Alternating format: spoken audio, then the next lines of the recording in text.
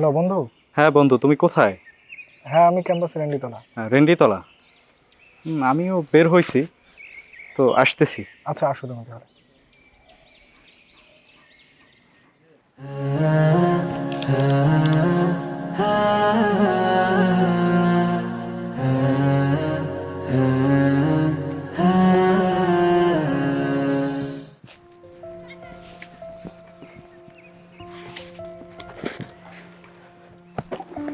কি অবস্থা তোমার? এই তো আলহামদুলিল্লাহ, ভালো আছো তুমি?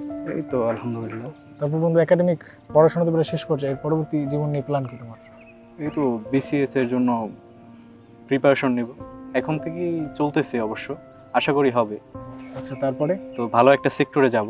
তারপর? বন্ধু বুঝোস না, তারপর একটা বিয়ে শাদী করবো, সুন্দরী রমণী, অপলক দৃষ্টিভঙ্গি। আচ্ছা, এরপরে কি প্ল্যান? তারপরে এই তো ছেলে সন্তান মানুষ করব, তারপর তাদের বিয়ে শাদী দিব, নাতিপুতি নিয়ে একটু আনন্দ ফুর্তি করবো, এই তো। তারপর? তারপরে আর কি, আর মারাই যাব, মানুষ আর বাঁচে কয়দিন। আসলে জীবন মানে কি এটাই, যে আসলাম একটা সময় পরে চলে গেলাম? এছাড়া কি আসলে আমাদের জীবনে কোনো উদ্দেশ্য নাই বন্ধু? অবশ্যই রয়েছে, কারণ আল্লাহ তাআলা আমাদেরকে এই দুনিয়াতে অবশ্যই একটা উদ্দেশ্য নিয়ে পাঠিয়েছেন। তিনি পবিত্র কোরআনে বলেছেন, ওমা খালাকতুল জিন্না ওয়াল ইনসা ইল্লা লিয়াবুদুন। আল্লাহ তাআলা বলেছেন যে আমি জিন এবং মানব জাতিকে সৃষ্টি করেছি শুধুমাত্রই আমার ইবাদত বন্দেগী করার জন্য। কাজেই আমাদের এই বিষয়কে সামনে রেখেই পথ চলা উচিত, জীবনকে সেই আলোকে সাজানো উচিত, এবং পরবর্তী সময় পরকালে যে আমাদের জবাবদিহিতার যে জায়গা রয়েছে, সেই জায়গাতে আসলে আমরা সেই সময়টা কিভাবে পার করব সেটা ভেবেই আমাদের দুনিয়াটা সাজানো উচিত।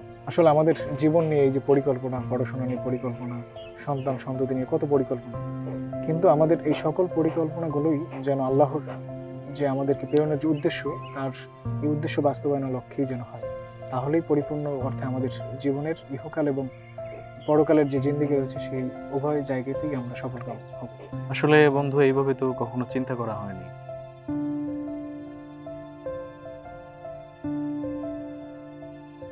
ওমা খালাকতুল জিন্না ওয়াল ইনসা ইল্লা লিয়াবুদুন।